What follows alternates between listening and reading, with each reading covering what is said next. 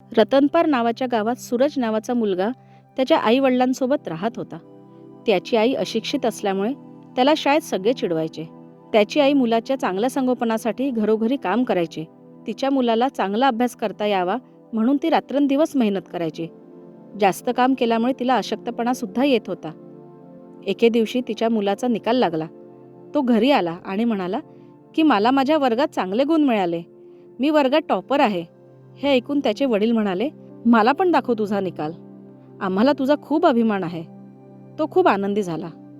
त्याचा मुलगा वर्गात टॉपर आहे असे त्याच्या आईने ऐकले आणि ती धावतच बाहेर आली आणि म्हणाली, बेटा, किती मार्क्स मिळाले तुला? दाखव ना मला. मला खूप आनंद झाला आहे. आईचे हे ऐकून मुलगा रागाने म्हणाला, तुला निकाल दाखवून काय उपयोग? तू अशिक्षित आहे.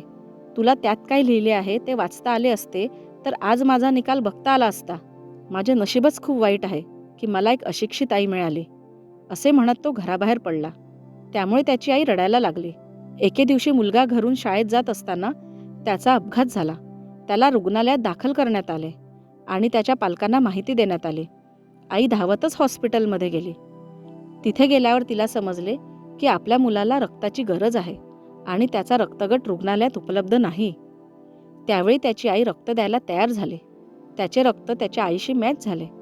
त्याच्या आईचे रक्त त्याला चढवल्या गेले. काही तांत्रिक प्रॉब्लेममुळे त्याच्या आईचे खूप जास्त रक्त त्या मुलाला चढवले गेले. त्यामुळे त्याच्या आईचा मृत्यू झाला. तिचा मुलगा शुद्धीवर आल्यावर त्याचे वडील म्हणाले, हो बेटा, तुझी आई अशिक्षित होती म्हणूनच तुला उत्तम शिक्षण घेता यावे म्हणून ती तुझ्यासाठी घरोघरी कामे करायची. हो, तुझी आई अशिक्षित होती त्यामुळे तुला शांतपणे अभ्यास करता यावा म्हणून खोलीत तुझ्यासाठी एसी लावण्यात आला. तुझी आई अशिक्षित तर होतीस त्यामुळे तिला रक्ताची कमतरता आहे हे माहीत असूनही तिने तुला रक्त दिले.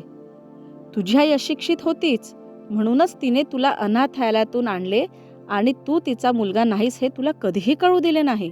हे आपले खरे आई वडील नाहीत हे जेव्हा त्या मुलाला कळले तेव्हा तो ढसाढसा रडू लागला.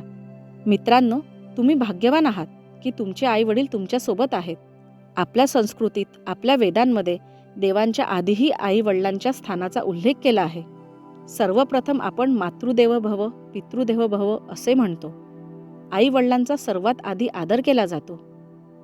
आयुष्यात तुमच्या यशाचा अभिमान कधीच तुमच्या पालकांना दाखवू नका, कारण त्यांनी तुमच्यासाठी स्वतःच्या इच्छा मारून तुम्हाला जिंकू दिले आहे. ज्या पालकांनी आपल्याला बोलायला शिकवलं त्यांना आज आपण गप्प करतो. आई वडिलांच्या ऋणातून कोणीही मुक्त होऊ शकत नाही. आपल्या आई वडिलांनी आपल्याला जीवन दिले, स्वतःचे सुख नष्ट करून आपल्याला सर्वस्व दिले. आज त्यांना घरात स्थान नाही हे ऐकून मन खूप दुःखी होते. ज्या पालकांनी आपल्या मुलांसाठी संपूर्ण आयुष्यात बलिदान दिले त्यांना आज त्यांची गरज असताना सुद्धा त्यांना देण्यासाठी त्यांच्याजवळ काहीही नाही. आजच्या पिढीला पालकांसोबत राहणे हे एक बंधनासारखे वाटते. आजच्या जमान्यात लोकांची बुद्धी अशी झाली आहे की ते कसे आहे असे कुणाला विचारले तर त्यांचे आई वडील त्यांच्याकडे राहायला आले असल्याने त्यांचे काम खूप वाढले असे ते सांगतात. जोपर्यंत ते दुसऱ्या मुलाच्या घरी जात नाही तोपर्यंत आपल्याला सर्व काही सांभाळावे लागेल असे त्यांचे मत असते.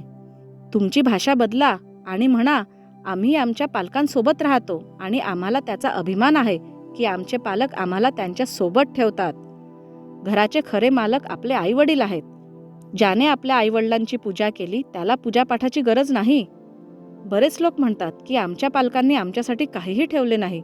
बरेच लोक इतके हट्टी असतात की ते म्हणतात त्यांच्या पालकांनी संपत्तीत काही वाटा दिला नाही, माझ्यासाठी काहीही सोडले नाही.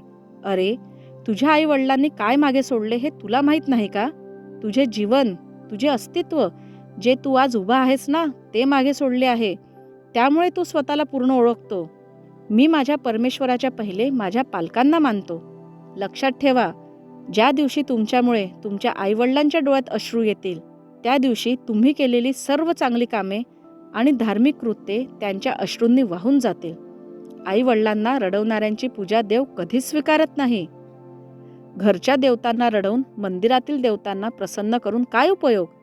लक्षात ठेवा, तुम्ही तुमच्या आई वडिलांशी जे वागाल तेच तुमची मुलेही करतील. हा कर्माचा खेळ आहे आणि हा निसर्गाचा नियम आहे. तर ही स्टोरी तुम्हाला कशी वाटली हे कमेंट बॉक्समध्ये लिहून नक्की कळवा आणि जास्तीत जास्त लोकांपर्यंत पोहोचवा. तसेच व्हिडिओला लाईक करा आणि अशाच मोटिवेशनल व्हिडिओसाठी आमच्या यूट्यूब चॅनलला सबस्क्राईब करा. धन्यवाद.